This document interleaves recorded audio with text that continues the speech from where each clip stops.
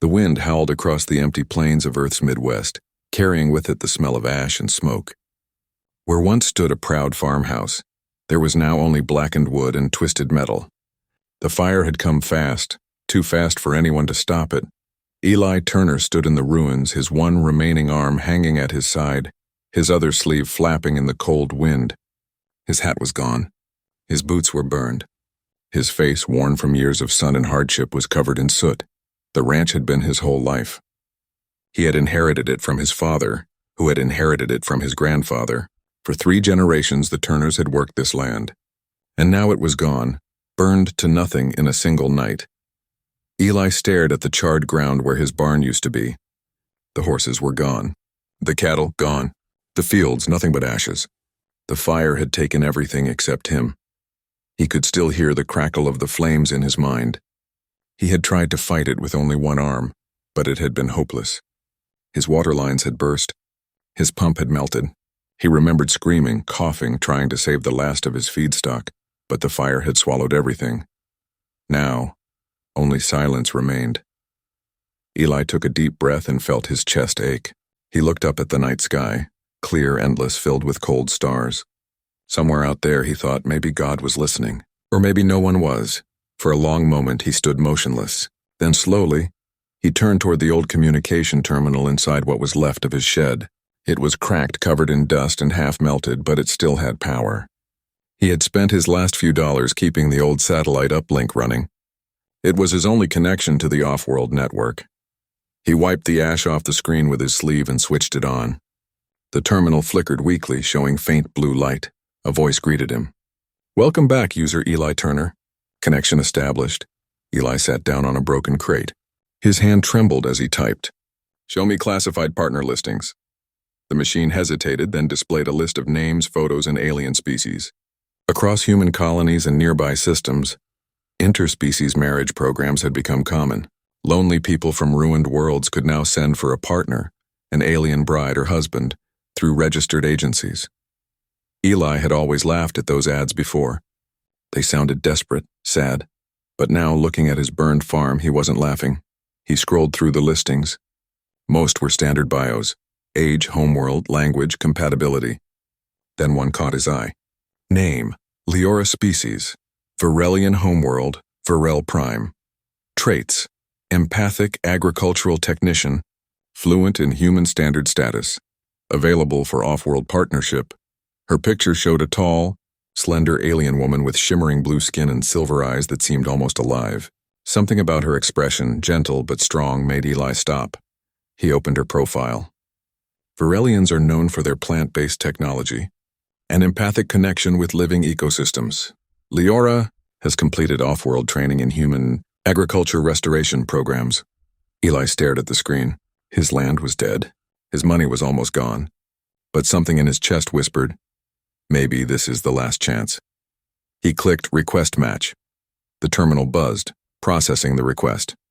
Then a message appeared. Partner request approved. Estimated arrival: 27 standard days. Eli leaned back, feeling a mix of fear and disbelief. He had just ordered an alien wife. The next morning, he woke to silence again. He made coffee with the last of his rations and stood by the ruined barn. His neighbor, Old Man Harris, drove by on his hover truck and shook his head. "Still hanging on, Eli?" Harris called out. Eli nodded. For now, Harris frowned. "You should sell the land. Nothing grows after a plasma burn." Eli didn't answer. He just looked toward the sky. "Maybe something will," he said quietly. Harris snorted and drove off. Eli spent the next few weeks cleaning the wreckage. He worked hard, though his one arm made every task slow. He saved the few pieces of machinery that still functioned. He built a small shelter out of scrap. And at night he waited. Every evening he checked the terminal for updates. The system tracked Leora's ship, slowly moving through the colonies, then into Earth's orbit. He told himself he didn't expect much. She would probably arrive, take one look at his burned ranch, and leave. Still, he felt a strange spark of hope he hadn't felt in months. Then one morning the terminal beeped. "Incoming transport, Varelian Envoy Shuttle 7A. Eli ran outside. The sky was clear and the sun was just rising over the hills. A silver streak cut across the horizon, growing brighter and closer. He covered his eyes as the shuttle descended. wind whipping through the dry grass. It landed softly on the blackened soil where his barn used to be. Steam hissed from its sides. A ramp extended and a figure appeared. Tall, graceful, glowing faintly blue in the morning light. Leora stepped onto the ash-covered ground, her silver eyes scanning the burned land. She turned toward Eli. For a moment, neither spoke. Then she said in clear, soft human standard, "You must be Eli Turner." Eli nodded slowly. "I am." She looked around again, then met his gaze. "Your land is wounded," she said quietly. "But not dead," Eli blinked. "You think it can be saved?" Leora smiled, a small, knowing smile. "Everything living can be saved, if you know where to look." And with that, she knelt down, touched the burned soil, and the ground shimmered faintly under her fingers. Eli stared in disbelief. For the first time since the fire, he felt something new. Hope. New. Hope. For the first few seconds after Leora touched the ground, Eli thought he was imagining it. The soil under her hand shimmered faintly, almost like moonlight moving through water. Then the glow faded, leaving only dark ash. He frowned. "What did you do?" Leora stood up, brushing dust from her long fingers. "I listen," she said softly. "The ground remembers more than you think." Eli didn't understand. To him, dirt was dirt, dead and dry after the fire. But there was something calm and sure in her voice that made him stop asking questions. She turned her silver eyes toward him. "Show me the rest of your land." They walked together through the ruins of the ranch. The morning sun glowed weakly on the blackened earth. The barn was gone, the fields looked like charcoal, and the water tank had melted into a puddle of metal. Leora moved slowly, scanning everything as if she could see life where none existed. When she passed by a pile of burned fence posts, she paused, knelt again, and pressed her palm to the soil. Eli watched. "You're wasting your time," he muttered. "Nothing's going to grow here. The fire cooked it all." Leora smiled faintly. "You humans think fire kills everything. On my world, it is how new life begins." Eli raised an eyebrow. "Varelians burn their crops on purpose?" "Sometimes," she replied. "Fire feeds the soil with memory. It clears the pain. Then the land breathes again." He didn't know what to say to that. It sounded like strange alien poetry, but there was something peaceful in the way she said it. They spent the rest of the morning walking. Leora said little. Occasionally she would hum softly, a gentle tune that made the air feel warmer. When the sun was high, she turned to him and said, "You need water." "I don't have any," he said flatly. The well collapsed. Leora nodded and walked toward the broken pump. She placed both hands on the metal, closed her eyes, and stood still. A faint blue light spread from her fingertips. The pump groaned, the metal shimmered, and then a soft rush of sound. Water. It bubbled weakly from the pipe, dark at first, then clearer, fresher. Eli stepped back, his eyes wide. "How did you—" Leora opened her eyes. "Your well is old but not dry. It only needed to remember how to flow." Eli stared at the running water, unsure whether to believe what he saw. "That's not possible," he whispered. Leora tilted her head. "On your world, perhaps. On mine, water and memory are one." He crouched down, touched the stream, and felt coolness on his skin for the first time in weeks. His throat tightened. He wanted to thank her, but the words stuck. Instead, he said, "Guess you're earning your keep already." Leora smiled again. "I did not come to earn. I came to share." That night, Eli built a small fire outside the half-burned shed. He offered Leora a cup of coffee, but she shook her head. "Your drink smells like burnt stones," she said, wrinkling her nose. He chuckled quietly. "You get used to it." They sat in silence, the flames flickering between them. Above, the stars were bright, endless, stretching across the black sky. "Why did you agree to come here?" he asked suddenly. "You must have seen my file. You knew what happened." Leora looked at the fire, her face glowing blue in the light. "Because I saw truth in your message," she said softly. "You did not hide your pain. Most humans pretend to be strong. You were honest." Eli looked down. "I didn't have much to hide." "Honesty is rare," she said. "It is a kind of wealth," he snorted. "Wealth doesn't rebuild barns." Leora didn't answer. She only watched the flames, her expression distant. For a long time, neither spoke. Then Eli noticed something odd. The ground near her feet shimmered faintly again, just like before. He leaned forward. "What's that light?" Leora blinked, surprised. Then she slowly covered her hand with her cloak. "It's nothing," she said quickly. "That didn't look like nothing," Eli said. She looked away. "Some things are easier to show than explain.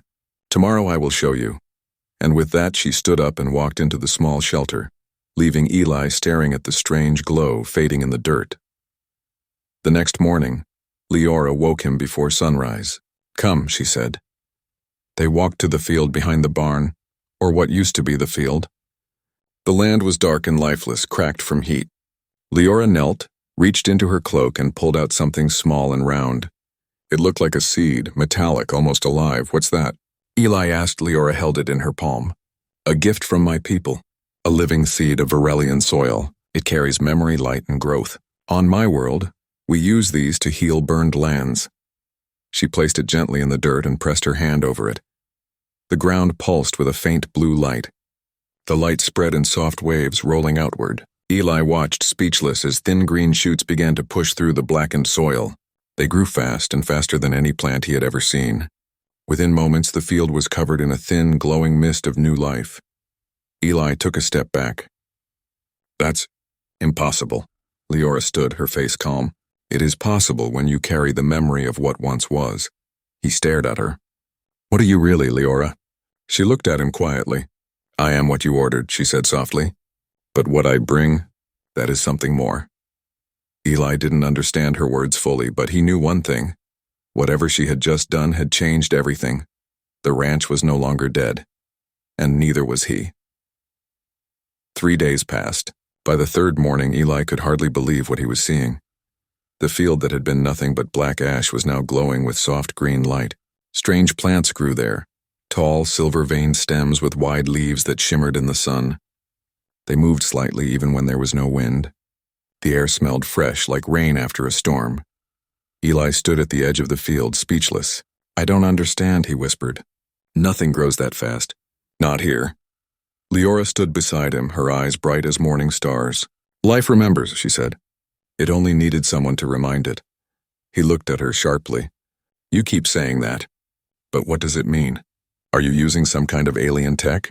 She smiled softly. "It is not technology. It is memory." Eli frowned. "You keep talking like the soil can think." "It can," she said simply. "Every living thing remembers the shape it once held. When the fire came, the land forgot itself. I helped it remember." He shook his head. "That sounds like magic." Leora tilted her head. "To you. To us, it is only science spoken by the heart." Eli stared at the field again. The plants were unlike anything on Earth. Beautiful but strange. The green light beneath them pulsed slowly like a heartbeat. He knelt down and touched one of the leaves. It was warm, almost alive.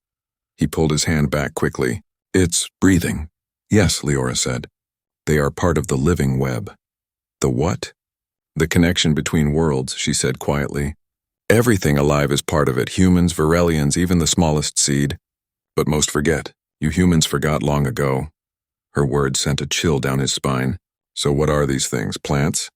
"They are what your world used to grow, before it began cutting its memory apart," she said. "Now they return." Eli wasn't sure what to say. He had seen strange things before. Machines that healed wounds, robots that thought like people, but this was different. This felt alive. That night he couldn't sleep. He sat by the small fire again, watching the soft glow of the new plants in the distance. The air was warmer now, gentler, as if the land itself was breathing again. But one question kept echoing in his mind. How? He glanced at Leora's shelter. She was inside, silent, her shadow moving faintly against the light. He could hear her humming again, the same quiet tune that had filled the air when she first arrived. Eli frowned. There was something in that sound, something that made his chest ache. It wasn't just music. It was like the earth itself was listening. He stood, walked closer to the field, and stopped. The plants were moving again, but this time they were bending all in one direction. Toward the shelter, Eli's heart pounded. What in the world? He followed the direction of their movement and saw faint blue light seeping through the cracks of Leora's door. It pulsed softly in rhythm with the plants. He stepped closer. "Leora?" No answer. He pushed the door open. Inside, the air shimmered. Leora sat cross-legged on the floor, her eyes closed, surrounded by faint strands of glowing mist that floated around her. Her skin glowed faintly and lines of silver light ran across her arms. Eli froze. "What are you doing?" Leora opened her eyes slowly. The glow faded. The mist disappeared like smoke and wind. "I am healing," she said softly. "Healing what?" he asked, still staring. "The land," she replied. "And myself." Eli's voice was sharp. "You should have told me you could do that. You're not just some agricultural technician, are you?" Leora looked down. "No," she said quietly. Eli's heart sank. "Then who are you, really?" For a moment she didn't answer. Then she said, "My people are forbidden to leave our world. But I did. I came because I wanted to share our gift before your kind destroyed your last green places." He stared at her. "So you're a fugitive?" Leora looked up, her silver eyes filled with sadness. "I am something worse. I am a seed bearer. My kind can grow life wherever we walk. To the council, that makes us dangerous." Eli blinked. "Dangerous? You're bringing things back to life." "To them, it is not life, it is power. They fear we will change other worlds." Eli stepped closer. "So what happens if they find you?" She looked at him, her face calm but her voice low. "They will take me, and they will burn everything I have grown." Eli sat down hard on a broken crate. His mind spun. "You're telling me those plants out there will be destroyed if they learn of them," Leora finished. "He rubby. Will be destroyed if they learn of them," Leora finished. "He rubby." His forehead. "That field is the only thing I've got left. You're saying they'd wipe it out because of politics?" "Yes," he clenched his fist. "Then they can try. Nobody's burning this land again." Leora smiled faintly. "You sound like a fighter." "I've lost enough," he said simply. "Not again." She watched him quietly. "Then I will teach you how to protect it." Eli frowned. "Protect it how?" "By remembering," she said. "You must connect with the living web. You must let the land know your name." He shook his head, confused. "That sounds like alien religion." "Maybe," she said softly. "Or maybe it's just life speaking in a way you forgot how to hear." Eli looked at her, uncertain, but something in her calm voice made him believe, if only a little. He nodded slowly. "All right, show me." Leora stood, reached out her glowing hand and touched his chest right above his heart. "Close your eyes," she whispered. "Listen." Eli did. At first he heard nothing. Then slowly, faintly, he began to hear something beneath the wind. The pulse of the soil, the whisper of roots, and the steady heartbeat of life all around him. It wasn't words, but he could feel it. The land was alive, and it was listening. He opened his eyes, breathing hard. Leora smiled gently. "Now you understand," she said. Eli swallowed. "Yeah," he whispered. "I think I do." Outside, the plants shimmered brighter, as if the earth itself had heard their promise. The peace didn't last long. It began 2 nights later, when Eli was woken by a deep rumble in the sky. The sound rolled across the plains like thunder, but the night was clear. He sat up quickly, heart pounding. Leora was already awake, standing outside her shelter, looking toward the stars. "What is it?" Eli asked. She didn't turn. "They found me." A streak of white light tore across the darkness. Then another. 3 glowing shapes appeared high above the horizon, moving fast. "Ships?" Eli whispered. "Varelian patrol craft," she said quietly. "They are coming for me." Eli grabbed his jacket and stepped outside. "You said they destroy everything you've grown, right?" "Yes." Her voice was calm, but her eyes glowed brighter than usual. "They will burn the land to erase all trace of me." He clenched his jaw. "Not again. Not this land." The ships grew larger as they descended, their engines humming like angry bees. They stopped just above the field, hovering silently. Bright searchlights swept across the glowing plants. The light turned the green field into silver. A voice echoed from the sky. "Varelian citizen Leora, you are in violation of Interworld Code 17B. Step forward immediately. You will be taken into custody for unauthorized seed transference." Eli looked at Leora. "They can't be serious." "You're helping." "They do not care," she said softly. "To them, life that spreads is dangerous." The voice came again, sharper this time. "This is your final warning." Eli stepped forward. "You leave her alone." He shouted up at the sky. "She's done nothing wrong." There was silence for a few seconds. Then the voice spoke again, colder than before. "Human presence detected. Step away from the Varelian subject." Eli didn't move. "You'll have to take me too," he said. The ships shifted position, engines roaring. A beam of white light shot down near him, scorching the ground. Leora cried out. Eli, stop!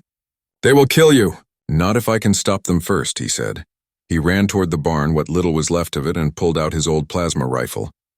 It was a relic from the border wars, half rusted but still functional. He loaded it with trembling hands. Leora watched him in horror.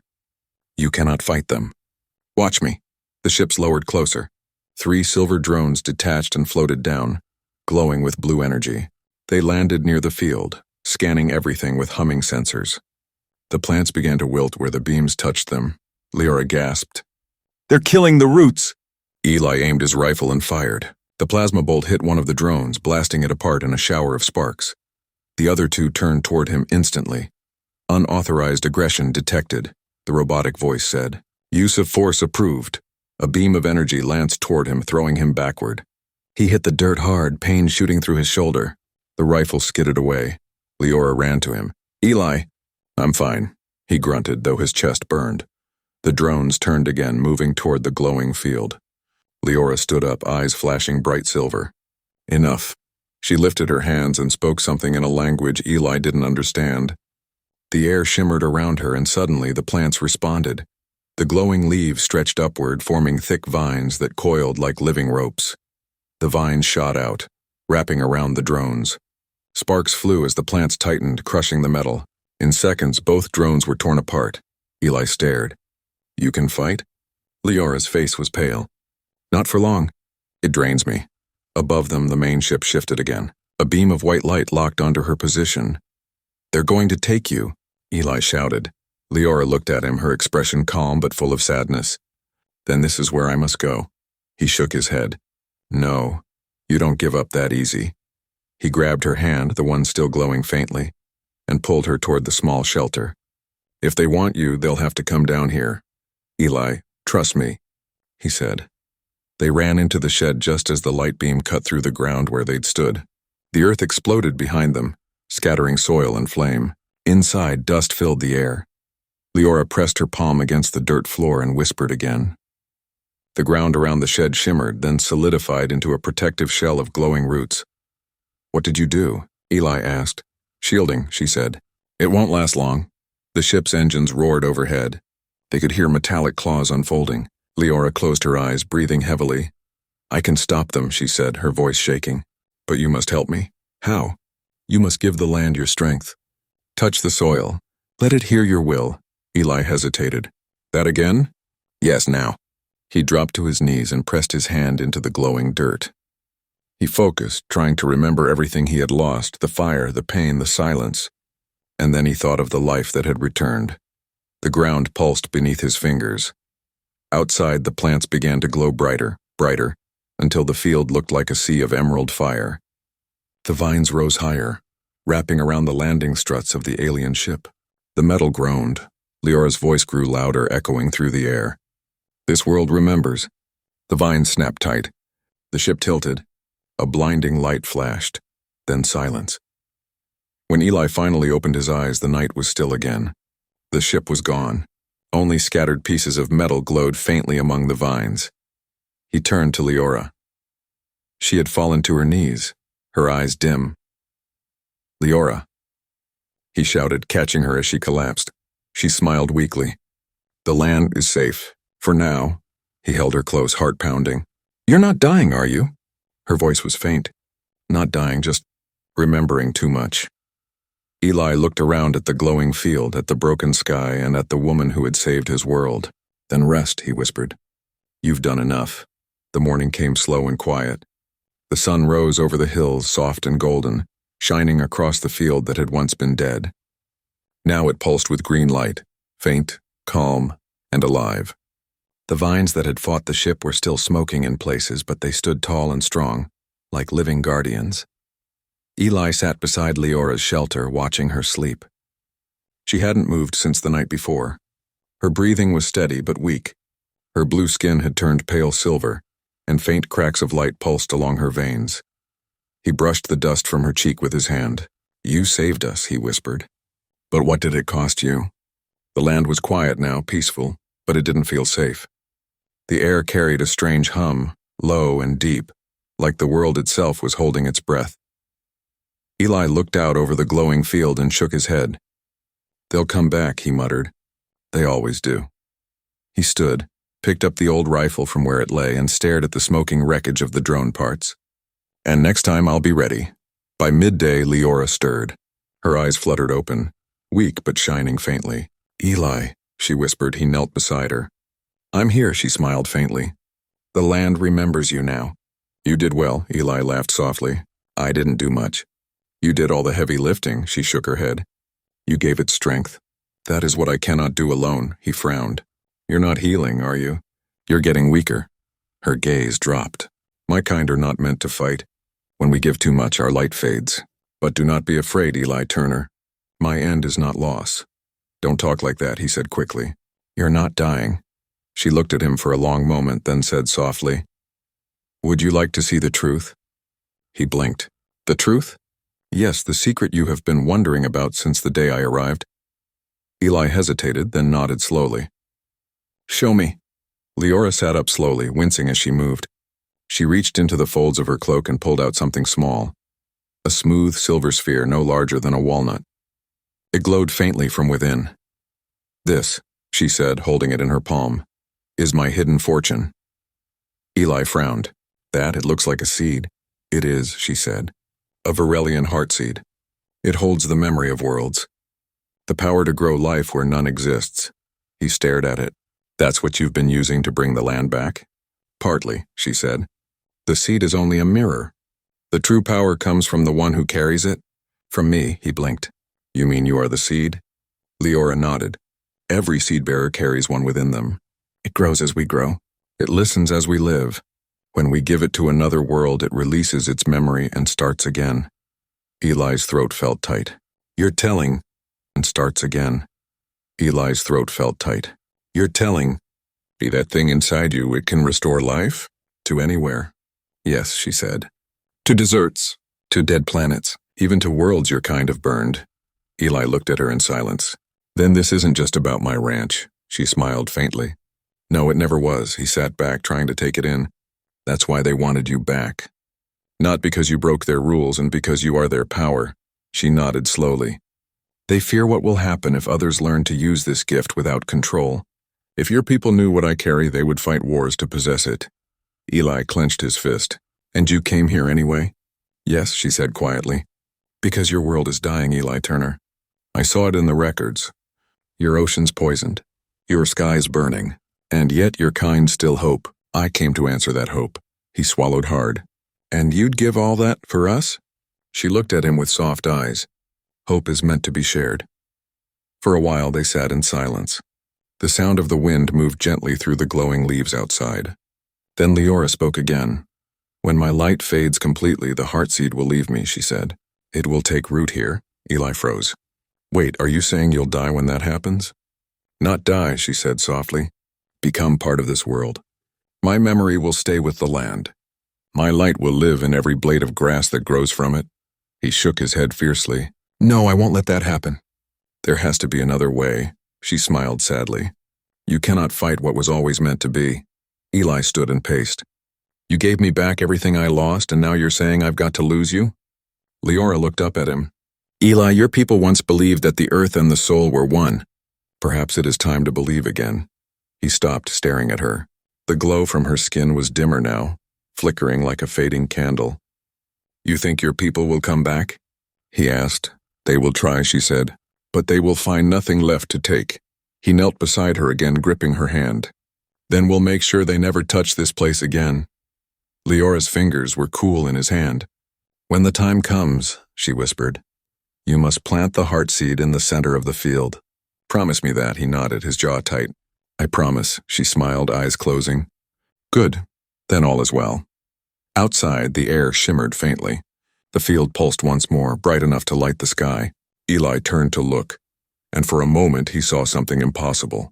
Shapes moved within the light, trees rising tall, rivers flowing again, life bursting from the soil in waves.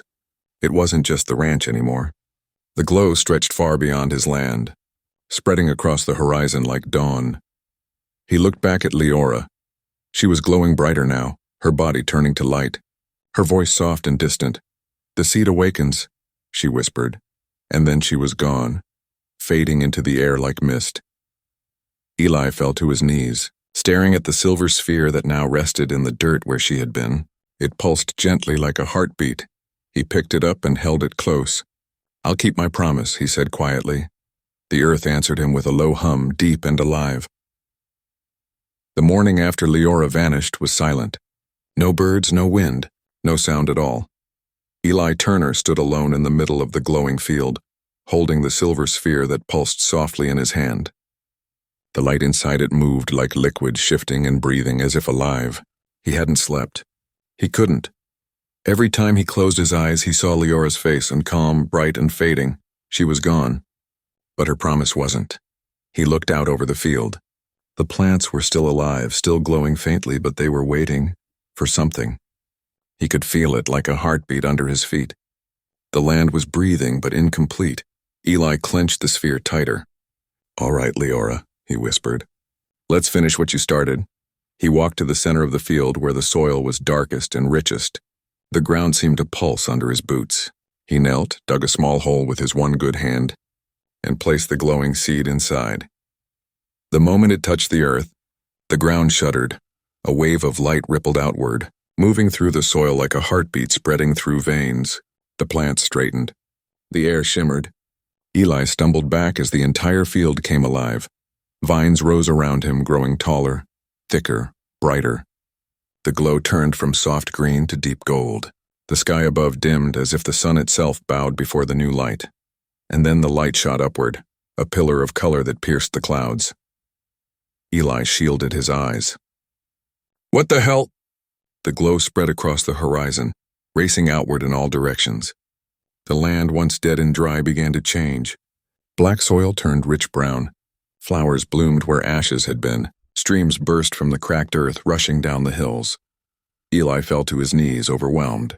"It's working," he whispered. "It's really working." The miracle didn't stay secret for long.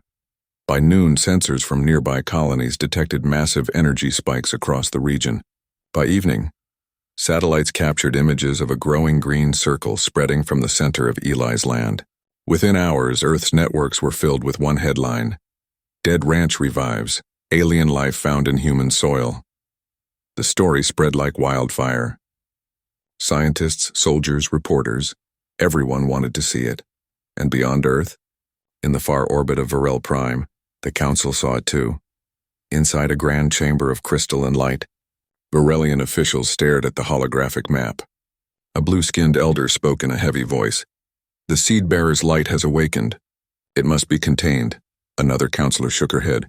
"It has merged with the human world. We cannot extract it without destroying the planet's balance."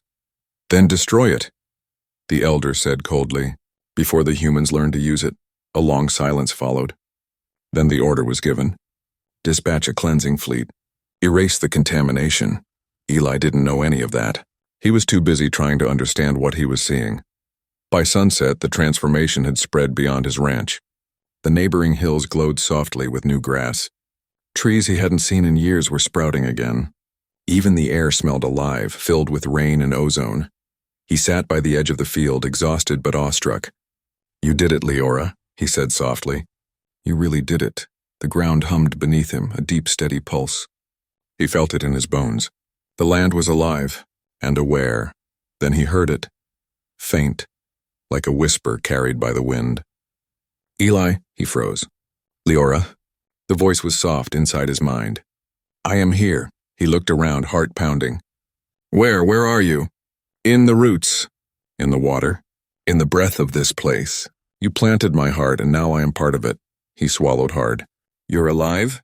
"In every way that matters." He smiled, tears burning his eyes. "You'd be proud. The whole land's coming back. I see it. But danger is coming, Eli. You must be ready." "Danger? My people are on their way. They will not understand what you and I have done." Eli's jaw tightened. "Then I'll make them understand. They will come with fire." He looked toward the horizon. In the distance, faint lights flickered in the sky like stars moving too fast. "They already have," he said grimly. Night fell quickly.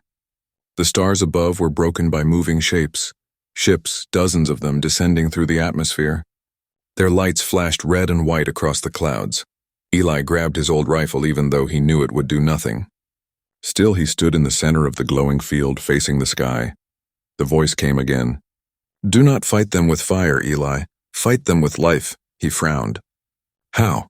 "Trust the land. You are part of it now. Tell it what must be done." He took a deep breath, dropped to his knees, and pressed his hand against the soil. The pulse of the earth met his heartbeat, steady and strong. He closed his eyes and whispered, "Protect this place." The ground responded. The vines stirred. The trees grew taller. Roots spread through the earth like a living shield.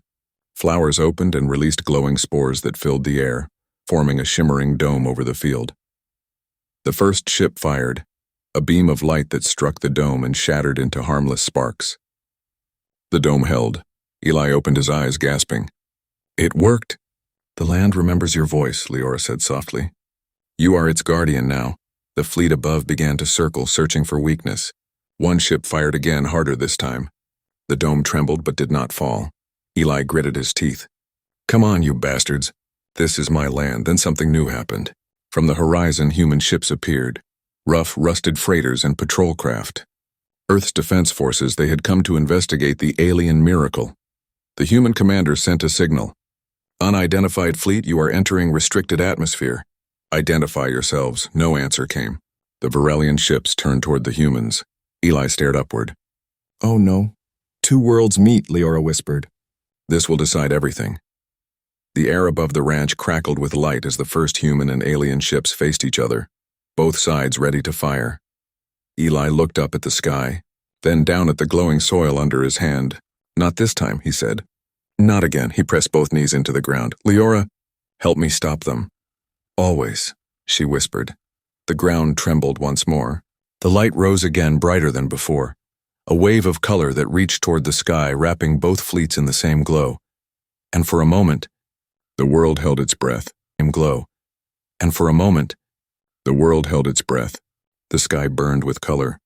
Golden light streamed upward from Eli's field, wrapping both human and Varelian ships in a shimmering wave. The glow pulsed slowly like the heartbeat of the planet itself. Inside the light, weapons fell silent. Engines flickered and stalled. For the first time in hours, there was no sound of war, only stillness.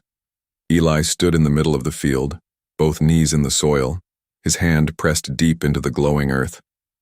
The pulse of the land flowed through him, warm, powerful, alive. He could feel everything now.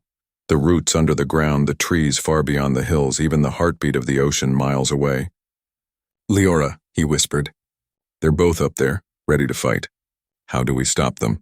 Her voice came to him softly, like the wind moving through leaves. "Show them what they've forgotten." Eli frowned. "Forgotten?" "Yes, the memory of life, the bond that connects all things. Let them see what the seed remembers."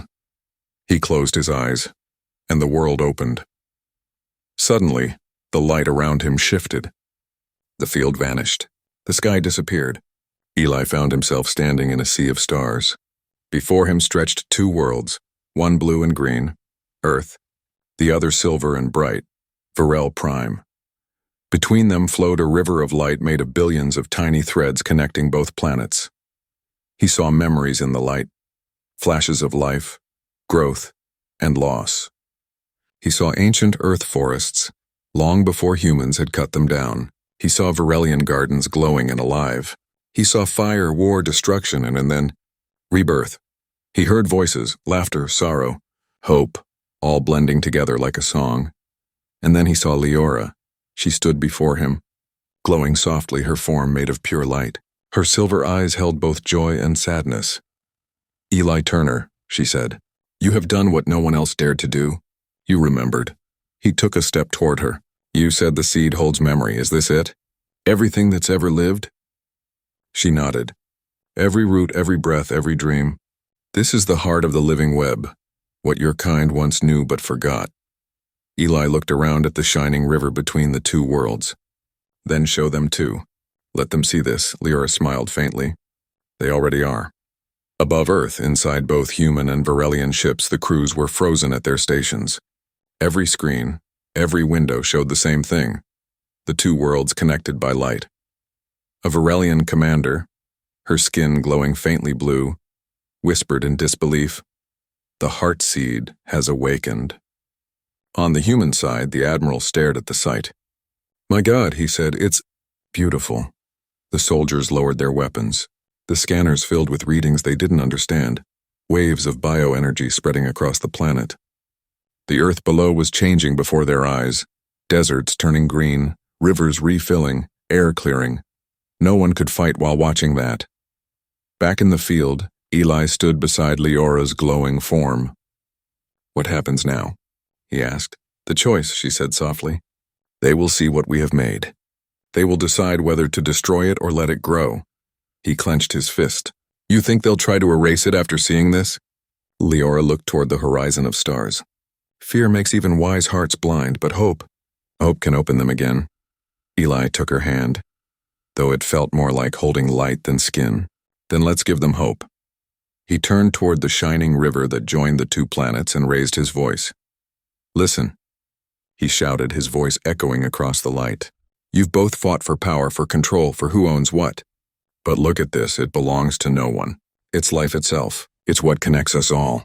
His words carried through the light, spreading through the ships above. Both sides listened. This world was dying, Eli continued, his voice strong. Fire took everything from me.